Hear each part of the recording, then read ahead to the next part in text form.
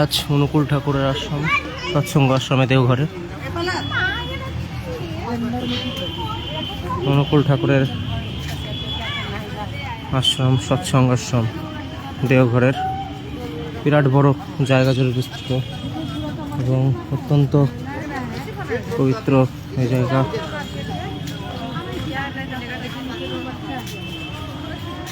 আর বিরাট এলাকা জুড়ে বিস্তৃত সৎসঙ্গের আশ্রম। সবাই দেখতে পাচ্ছে বন্ধুরা, আমরা আছি সৎসঙ্গ আশ্রম অনুকূল ঠাকুরের। খুব বিরাট বড় জায়গা জুড়ে বিস্তৃত।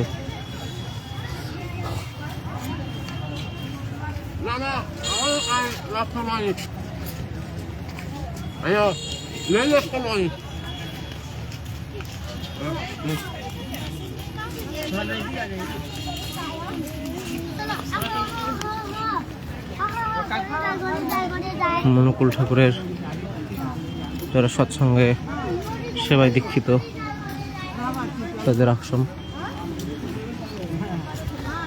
শ্রী ঠাকুরের এই আশ্রমে আজকে আসতে পেরে আমি খুবই আনন্দিত।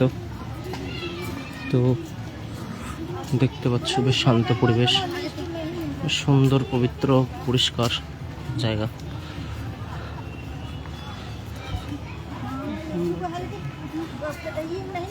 এখানে আসলে মন শান্ত হয়ে যাবে।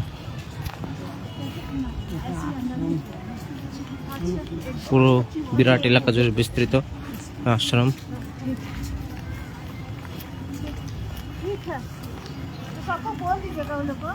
এর আগে আমি একবার এসেছিলাম, দ্বিতীয়বার হলো।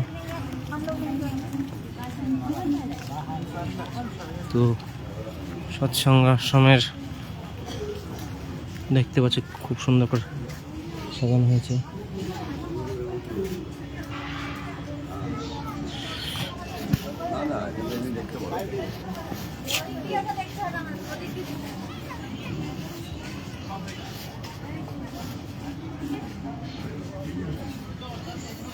উপাসনা হচ্ছে এখন, উপাসনা করে এখানে আছি, এখানে আছে। তোমার মায়ের কাছে আছি। কি বাবার কথা আগে পিছিয়ে গেছে। এইদিকে এ দিয়েছিল আগের বার মায়ের সাথে এসেছিলাম, প্রসাদ দিয়েছিল প্রসাদ ঘর। এখানে উপাসনা করেছিলাম, তো ছিলাম 5টার দিকে হয়, আবার রাত্রে হয় 9টা 10টায় 9:30। হ্যাঁ, দীক্ষা করেছি আমি। খুব সুন্দর জায়গা।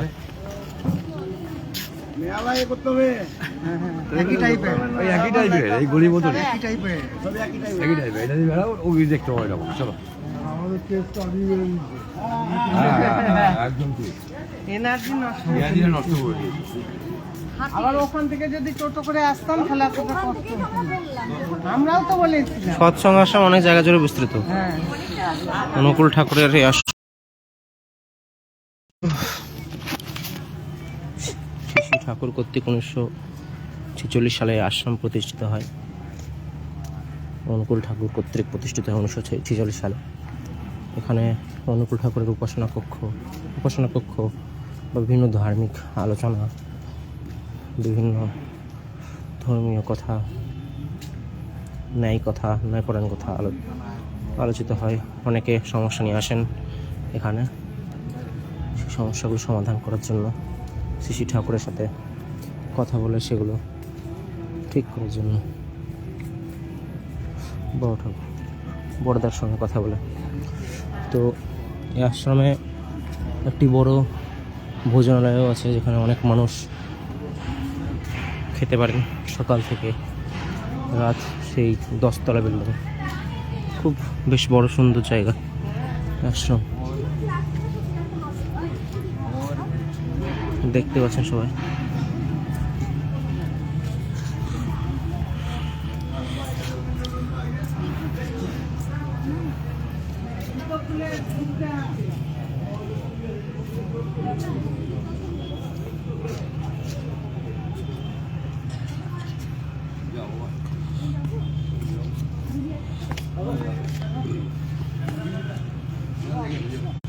যাব